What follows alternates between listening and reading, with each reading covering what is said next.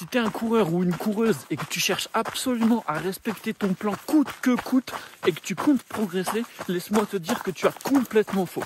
Ça, je sais, c'est pas de ta faute, c'est à cause de la tendance no pain no gain des réseaux sociaux qui te fait croire que si tu loupes une séance, t'es qu'une grosse quiche, alors que c'est absolument pas possible. Pourquoi ?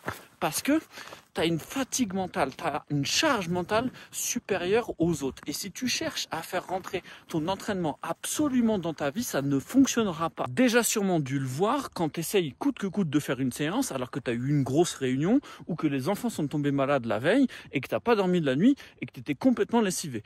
Tu as des jambes en coton, tu n'arrives pas à avoir aucune sensation sur la séance, tu te dégoûtes et c'est le cercle vicieux qui rentre en jeu. Tu loupes une séance, puis tu culpabilises, donc tu en loupes une deuxième et ainsi de suite, et ainsi de suite, et ainsi de suite.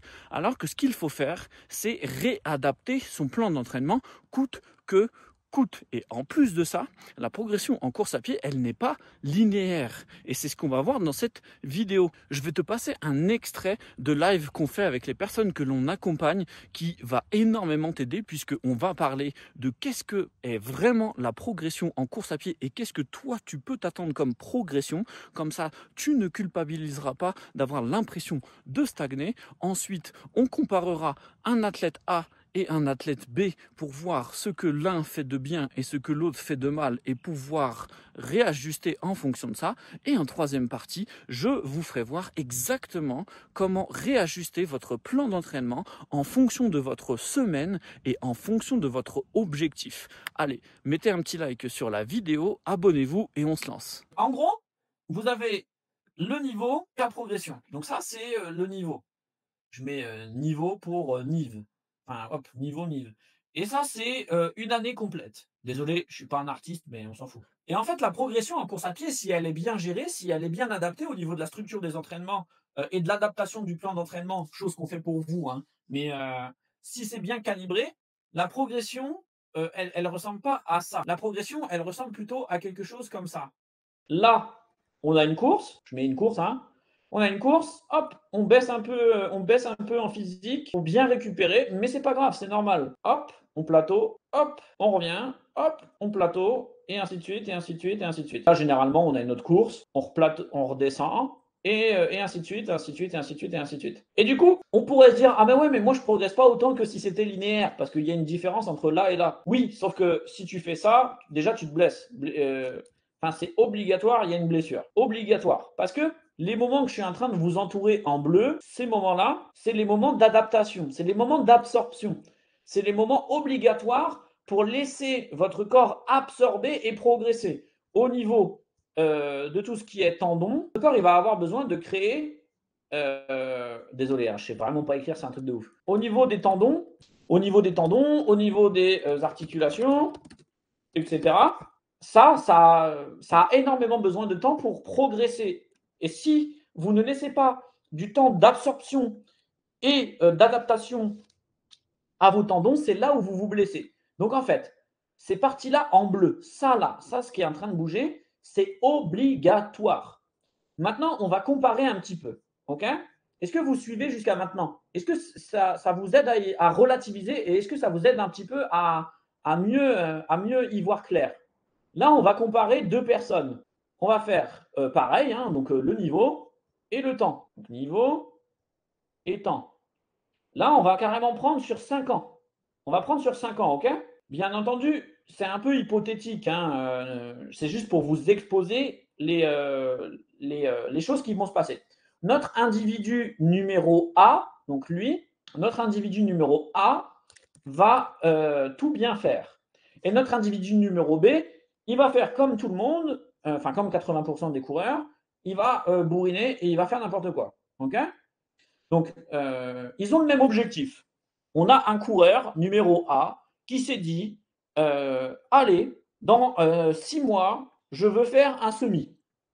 Dans 1 an, je veux faire un marathon. Et à horizon 5 ans, je veux être capable de faire 3h30 au marathon. Objectif réaliste en 5 ans, voilà, ça dépend des personnes, ça dépend aussi des capacités d'entraînement de chacun. On s'en fout, hein, on n'est pas là pour dire que si tu fais pas 3h30 au marathon, tu es nul. Et on n'est même pas là pour dire que si tu ne fais pas de marathon, tu n'es pas un coureur, ce n'est pas du tout le sujet. C'est juste pour vous exposer les objectifs. Okay, et donc, on va avoir exactement les mêmes objectifs chez la personne en B. Et donc, on va avoir, tac, le même objectif, 3h30 au marathon. Objectif final à 5 ans. On a quelqu'un qui est très patient. Hein. La personne, elle démarre de zéro, comme vous et moi à l'époque. Elle est sédentaire depuis un certain temps, ou en tout cas, elle s'entraîne, mais elle ne s'entraîne pas bien. Elle s'entraîne un peu, parfois, elle est assidue. Parfois, vu qu'elle travaille, elle n'a pas le temps de s'entraîner. Parfois, elle est un peu moins motivée, ce qui est tout à fait normal. Du coup, elle s'entraîne un peu moins bien et tout. Et là, elle se dit, OK, non, j'aime pas ce que je vois dans le miroir, je me sens pas bien, je suis fatigué tout le temps alors que j'ai 40 ans, c'est pas normal, je me sens pas bien dans ma peau, j'ai pas d'énergie, je suis en train de perdre la confiance en moi et tout, c'est mort. Je veux qu'il y ait quelque chose qui change, je veux y arriver, je me mets à la course à pied, c'est toujours un sport qui m'a plu, allez, je me mets la déterre, go. Très bel objectif, c'était d'ailleurs le mien. Hein. Quand je suis passé de 120 kilos à ça, c'était exactement pour ça. Hein. C'était parce que je me sentais pas bien dans mon corps, parce que j'avais pas d'énergie, parce que j'avais pas du tout confiance en moi, parce que j'avais honte de moi. Enfin, voilà, bref, on s'en fout. Et donc, on va avoir une personne qui va tout bien faire. C'est-à-dire que elle va se dire, OK, je vais faire attention, parce que j'ai été sédentaire pendant très longtemps dans ma vie, donc je vais progresser et faire des petits paliers comme ça. Hop, et là j'ai ma course. Là j'ai ma course. Tac. Je vais récupérer de ma course un peu. Et tac, je vais repartir en entraînement pour mon marathon. Ok, je monte jusqu'à ma course. Tac, marathon, je récupère, je repars, et ainsi de suite, et ainsi de suite. Je récupère, je repars, je repars, je repars. Et là, tac, 3h30 au marathon, objectif réussi. Hop, hop, objectif réussi. On voit bien que cette personne-là, elle a fait des plateaux. Donc, elle a laissé le temps à ses tendons d'absorber. Et d'ailleurs, comment on peut faire on va essayer d'être un peu plus précis. Hein. Cette personne-là, elle court entre 20 et 30 km par semaine. Entre 20 et 30 km par semaine. Volume kilométrique hebdomadaire qui est impossible pour faire 3h30 au marathon. C'est impossible. Je suis catégorique. Personne ne passe de sédentaire à aucune condition physique, à courir 30 km par semaine et à faire 3h30 au marathon. Ou en tout cas, personne qui n'a pas de prédisposition ou en tout cas de passif sportif, comme par exemple les footballeurs, les gens qui ont fait du vélo, du hockey sur glace, etc. etc. On parle de gens comme vous et moi qui avons été sédentaires et qui n'avons pas forcément fait de sport toute notre vie. Okay, impossible. Pour moi, c'est à peu près entre 50 et 60 km par semaine, ça dépend des gens, pour prétendre pouvoir faire 3h30 au marathon. Et là, c'est à prendre avec des pincettes, c'est au cas par cas. Je le prends vraiment pour vous exposer une idée et pas pour vous dire, OK, si tu veux faire 3h30, il faut faire ça. OK? Et donc, comment elle va faire? Elle passe de 0 km par semaine et à la fin, il faut qu'elle arrive à 60. Et bien, malheureusement, ce que la plupart des gens ici vont faire, c'est-à-dire le coureur B qui va tout faire n'importe comment, le coureur B, ce qu'il va faire, au lieu de bien faire les choses, il va vouloir bourriner.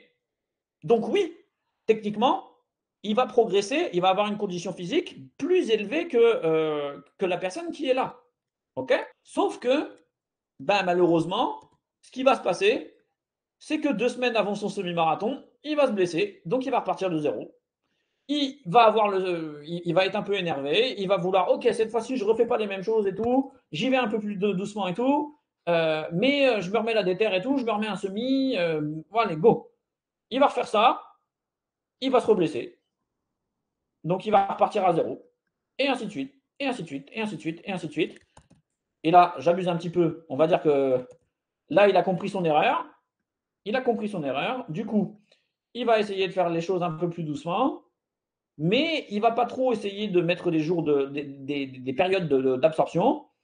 Donc, il va tout le temps être fatigué, il va galérer et tout, il va être un peu fatigué. Et du coup, au lieu de faire 3h30 à son marathon, ce qui va se passer, c'est qu'il va faire un premier marathon ici, il va faire 4h30. Il va en faire un autre, il va faire 4h28. Donc, progression, mais pas ouf. Il va en faire un autre, là, il va faire 4h34, 4h38. Il va se dire, mince, qu'est-ce qui s'est passé? Et là, il va peut-être aller faire, allez, cette fois-ci, j'ai vraiment compris ma bêtise, je vais faire 4h08. Et au final, il y en a un qui a progressé et qui a pris du plaisir. et l'autre qui a eu un chemin semé d'embûches et la plupart du temps d'expérience, et je le vois, mais ici, les gens abandonnent. Donc là, c'est abandon. Donc, d'où l'importance d'être au courant de ces phases de stagnation qui sont totalement logiques, puisqu'elles servent de capacité d'absorption pour vos tendons. La personne qui est là, elle va avoir eu, entre guillemets, la présence d'esprit d'attendre ici que ses tendons absorbent. Donc, elle va courir 20 km par semaine. Elle ne va pas augmenter trop le volume.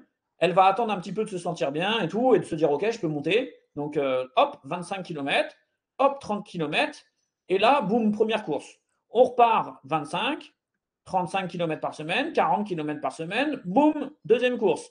Et ainsi de suite, et ainsi de suite, et ainsi de suite, et ainsi de suite, et ainsi de suite, et ainsi de suite. Alors que ici, on va passer de quelqu'un qui fait 0 km par semaine à 50, et du coup, ben, boum, blessure. Alors que ce n'est pas du tout ça qu'il faut faire. Et on en revient à l'objectif principal, qui était de dire patience, constance, création de la confiance, progrès. Ok, bah tu vois, Karine, voilà, bon, bah, voilà. Ben, bon, bah voilà. Sans le savoir, entre guillemets, c'est exactement ce qui se passe. Et la pire des choses, c'est qu'il y a 80% des coureurs qui restent ici toute leur vie.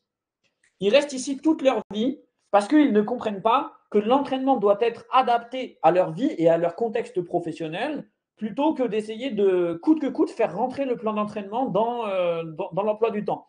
Et ça, c'est à cause des réseaux sociaux, c'est à cause de cette culture qu'on a de no pain, no gain, il faut toujours aller chercher plus, etc., etc. On vous fait croire que si vous ne faites pas 4-5 séances par semaine et que vous ne courez pas à 5,30 d'allure en endurance fondamentale, vous êtes nul. Ce n'est pas vrai. Parce que, et d'ailleurs j'en discutais avec d'autres confrères, mais on n'a pas du tout le même contexte que les athlètes professionnels. Et on n'a même pas le même contexte que les influenceurs sur les réseaux sociaux. Nous, enfin vous comme moi j'ai ma boîte à faire tourner, j'ai mon entreprise à développer, ça prend du temps, c'est 7 jours sur 7. Enfin, voilà, il n'y a aucune pause. Donc clairement, je ne vais pas avoir la même capacité de récupération qu'un athlète professionnel qui est payé pour récupérer. Ben vous, c'est pareil. Vous avez les factures à payer, vous voulez quand même prendre soin de votre corps et de votre santé, mais bah, vous ne pouvez pas vous permettre de faire des séances de zinzin. Et du coup, qu'est-ce qu'il faut faire? Qu'est-ce qu'il faut concrètement faire pour progresser? Là, on va avoir une semaine calendaire. Donc lundi, mardi, mercredi, jeudi, vendredi. Donc lundi, mardi, désolé, je fais ça vite, mercredi, jeudi, vendredi, samedi, le S, j'arrive pas à le faire, et dimanche. Et donc, on va dire que ce qui est prévu, c'est une EF de 45 minutes ici, une séance de VMA ici, et on va dire une sortie longue le dimanche. Sortie longue, on va dire 1h30 grand max. Ça, c'est le point numéro 1. C'est vraiment genre la personne numéro 1. Ça, c'est le plan de base. Je le mets là, c'est le plan de base. Cependant, on ne sait pas. Il va peut-être ici y avoir une journée où grosse réunion, coucher à 22h, grosse réunion, coucher à 22h. Tac, tac. Désolé, j'essaie de faire un truc propre. Grosse réunion, coucher à 22h, sauf que demain, il y a la séance de VMA à faire, vous êtes complètement lessivé, et vous essayez quand même de faire la séance de VMA, et ça se passe mal. Et c'est le cercle vicieux. Ce qui se passe, c'est que du coup, il y a une séance qui se passe mal, il y a une séance qui se passe mal, et du coup, c'est le cercle vicieux qui s'enchaîne, parce qu'il y a une séance qui se foire, vous avez l'impression que vous êtes nul, du coup, vous vous dites que ça sert à rien de vous entraîner, et ainsi de suite, et ainsi de suite, et ainsi de suite, et ainsi de suite. Ça, c'est vraiment la roue dans laquelle on ne veut pas être. Et donc, dans votre cas à vous, ce qu'il faut faire pour continuer d'avoir votre progression, c'est que là, au lieu de vous obstiner à faire la séance qui est prévue alors que vous savez pertinemment que vous êtes fatigué, ce qu'il faut faire, c'est ça. On reprend la même semaine, hein, on reprend la même semaine, et ici, il faut adapter la séance et vous dire, OK, je ne suis pas en capacité de faire la VMA. De toute manière, si je fais ma séance de VMA, je vais la foirer. Donc, je vais peut-être faire une séance de SV1. Séances de SV1 qui sont très faciles et qui sont très utiles. Donc, je vais faire un 3 x 8 minutes à 72% de ma VMA. Et du coup, elle est beaucoup moins difficile, elle se passe bien, et je peux enchaîner ma semaine et quand même réussir à faire ma sortie longue. Et du coup, bah, au final, certes, j'ai pas fait le plan de départ, c'est-à-dire que j'ai pas fait le plan de base, mais j'ai fait le plan adapté, on va l'appeler le plan A, le PA, plan adapté. Et du coup, je me retrouve quand même avec mes 3 séances par semaine. Et du coup, je suis hyper fier de moi. Parce que bah, du coup, j'ai réussi à adapter, ça s'est bien passé. J'ai pas subi ma séance comme je sais pas quoi. Et du coup, j'ai continué à prendre du plaisir. Et en plus de ça, je suis grave fier de moi parce que j'ai réussi à maintenir ma discipline et tout. Là, il va y avoir le plan C, c'est le plan catastrophique. Le plan catastrophique, c'est pas grave, ça arrive. Il y a une grosse réunion, les coucher à 22h plus enfants malades. Bon, je sais qu'il n'y a pas tout le monde qui a des enfants, mais juste j'essaie de vraiment pousser le truc le plus loin possible et tout pour, pour étayer mes propos. Et ben c'est pas grave, on fait EF 45 minutes, on se prend même pas la tête, on fait une EF de 45 minutes et on essaye au maximum de faire la sortie longue. Et si vraiment c'est le plan catastrophique, et on n'est même pas sur un plan catastrophique, on est sur un plan cataclysmique, euh, hop, on est sur un plan cataclysmique, c'est vraiment c'est l'apocalypse, on va l'appeler PCA, et ben c'est pas grave. On fait ça, on fait ça, on essaye de décaler là pour avoir une journée de récupération en plus. Et là, au lieu de faire la sortie longue, on fait le F de 45 minutes. Certes, on n'a pas fait d'intensité, mais on a maintenu le volume et surtout, on a maintenu l'habitude et du coup, on est fier de nous. Et on ne rentre pas dans ce cercle vicieux où on se retrouve à être dégoûté de nous parce qu'on a encore loupé une séance, parce que tu comprends, tu n'es pas fait pour ça, tu es une grosse quiche, tu n'arrives pas à être assidu. Alors que, bah, en fait, il y a une multitude de plans. Et ce qui se passe, c'est qu'actuellement, vous avez peut-être l'impression qu'il n'y a que ce plan-là qui existe et que si il y a quelque chose qui se passe à un moment donné dans la semaine et que bah, du coup, ça, c'est pas fait et que bah, vous n'avez pas pu faire ce qui est prévu, et ben vous vous dites, bon, bah, en fait, à quoi bon, je suis nul, donc bah, vas-y, je ne vais pas faire ça non plus. Et puis la semaine d'après, bon, bah, vas-y, je ne vais pas faire ça non plus, je ne vais pas faire ça non plus, bon, bah, voilà, j'ai perdu l'habitude, j'ai arrêté. Alors qu'il y a une multitude d'autres plans qui sont très bien, qui sont excellents. Et tous les autres plans sont excellents. Et ça par exemple, c'est ce qu'on fait pour vous chez Running Lab. C'est-à-dire que quand il y a des imprévus, quand vous avez des réunions et que vous envoyez un message dans Nolio et tout, on réadapte toutes les séances pour vous. C'est exactement ce qu'on fait pour vous. OK?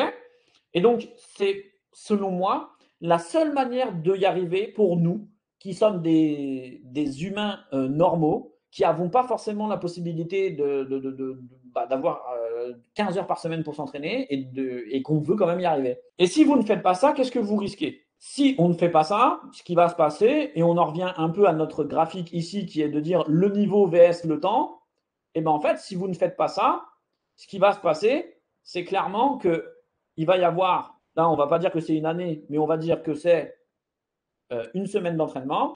Ben, en fait, ce qui va se passer, c'est qu'on va faire ça, on va s'entraîner le mardi avec notre séance de 45 minutes, on est trop content. Du coup, principe de surcompensation, on est un peu fatigué, mais on récupère. Donc, on progresse, hein, on progresse. Et là, et ben, du coup, on arrête complètement notre séance parce qu'il s'est passé ça. Et du coup, eh ben, c'est comme si on repartait de zéro. C'est pour ça que vous ne progressez pas. Enfin, c'est pour ça que vous ne progressiez pas avant. Parce que à chaque fois qu'il se passe quelque chose, on ne réadapte pas bien. Encore pire, et je finirai sur ça, la pire chose à faire dans ces cas-là, c'est de vouloir coûte que coûte faire sa séance. On fait quand même notre séance de VMA là. Là, on fait quand même notre séance de VMA de prévu. Parce que tu comprends, je suis quelqu'un d'assidu, je suis quelqu'un de discipliné, je suis quelqu'un qui ne loupe pas ses séances. Sauf que bah, je suis trop fatigué parce que je me suis cramé sur la séance. Parce que bah, en fait, avec la nuit que j'ai passée et le stress du travail et tout, j'ai pas bien récupéré.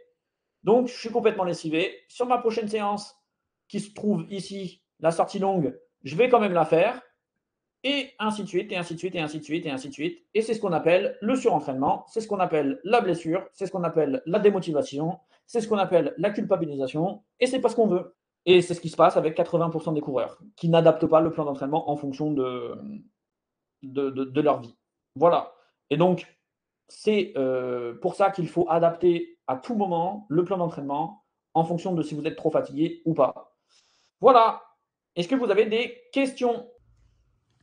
Si tu veux qu'on t'aide à mettre en place un plan d'entraînement comme ça qui va te permettre de prendre soin de ton corps et de ta tête et tout en prenant du plaisir sans avoir le fait de culpabiliser, de renier sur d'autres choses de ta vie et surtout que tu n'as pas le temps de gérer ton plan d'entraînement, clique sur le lien juste en dessous. On parle ensemble du plan d'action à mettre en place pour que tu y arrives enfin.